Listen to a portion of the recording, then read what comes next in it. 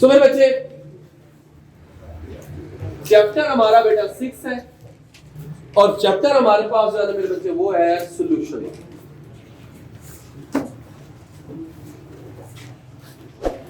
सो बेटा स्टार्ट लेते हैं इस चैप्टर को। बहुत इंपॉर्टेंट चैप्टर है। इस चैप्टर के बड़े डिफरेंट टॉपिक्स हैं जो हमने बेटा डिस्कस भी करने हैं लेटर ऑन।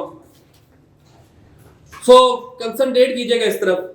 सबसे पहले हम डिफाइन करना चाहते हैं सॉल्यूशन को। तो by definition it's a homogeneous mixture है बेटा of 2 or more than 2 components।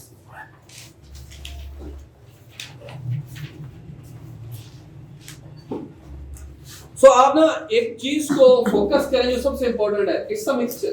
सो इसका मतलब वो जो 2 कंपोनेंट आपस में जो 2 कंपोनेंट हम ऐड कर रहे हैं एटलीस्ट वो आपस में मिक्स हो रहे हैं, मिक्सचर बन रहा है हमारे पास। इसका मतलब ये एक फिजिकल चेंज है, ये केमिकल चेंज नहीं। अब मेरे बच्चे हम कहते हैं आपके पास होमो का लफ्ज जब यूज होता है ना तो वो इसके मीनिंग होते हैं बेटा सेम के, और इसका मतलब होता है बेटा किसका, face. Same face mean 2 or more components beta completely mixed with each other and converted into one phase, one state। like आपने शुगर ली है, शुगर सॉलिड स्टेट में थी, आपने उसमें वाटर ऐड किया, वाटर लिक्विड स्टेट में था, लेकिन जब ये होमोजेनाइज्ड हुआ तो एक फेज जो है हमारे पास क्या हुई, जनरेट हुई। अब हम कहते हैं कि हमारे पास जो मेरे बच्चे सॉल्यूशन है ना, इसके 2 कंपोनेंट्स हैं। एक इसका कंपोनेंट मेरे बच्चे कौन सा है, साइल्यूट है, और दूसरा कौन सा बेटा, सॉल्वेंट है। जो अब ये 2 इसके कंपोनेंट बाय मैस है। ये 2 कंपोनेंट इसके किसके हैं, बाय मैस। तो हम कहते हैं component of the solution present in laser,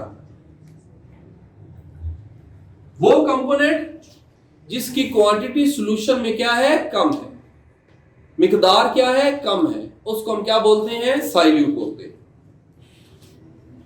इसी तरह हम कहते हैं बेटा component of the solution present in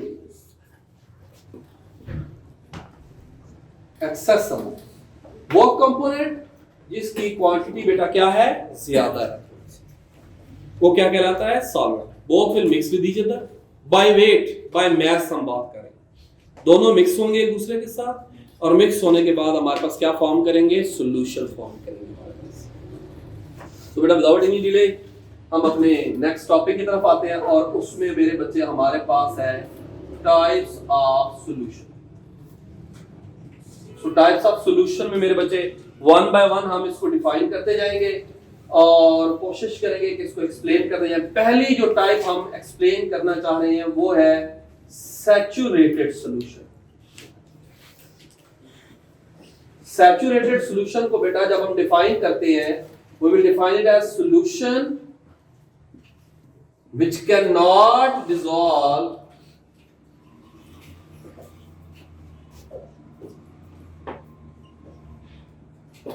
more amount of solute at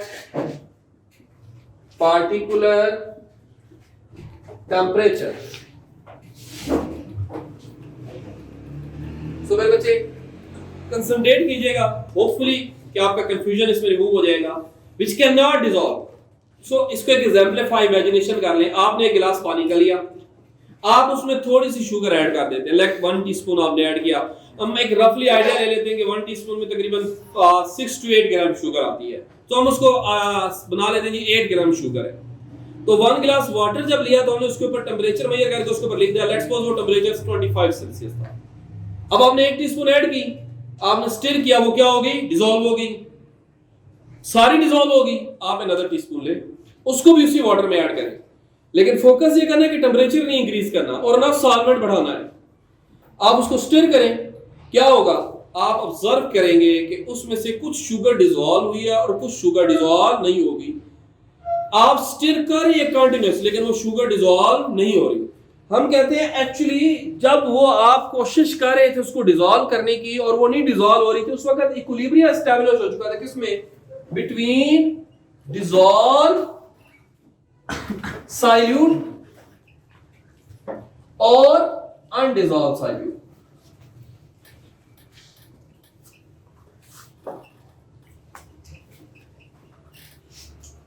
तो हम कहते हैं at that point the solution is called saturated solution. इस पॉइंट पे जो सॉल्यूशन हमारा बना है उस सॉल्यूशन का नाम क्या है, सैचुरेटेड सॉल्यूशन। ओके हो गया जी। नेक्स्ट हमारे पास जो है मेरे बच्चे वो है unsaturated solution.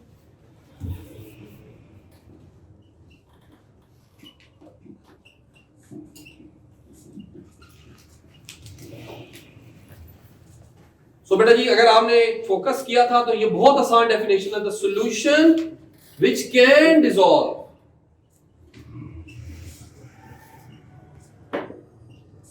more amount of solute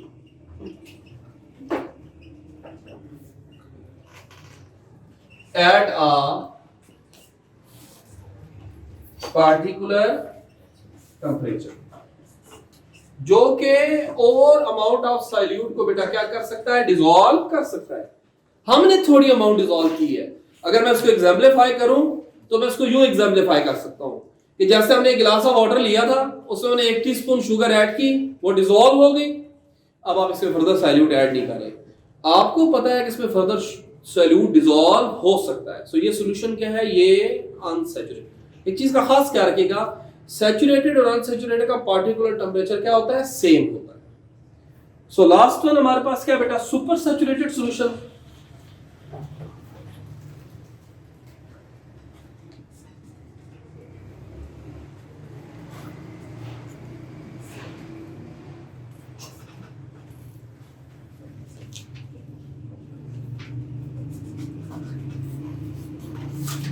Solution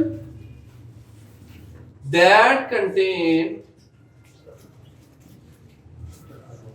more amount of dissolved solute than saturated solution।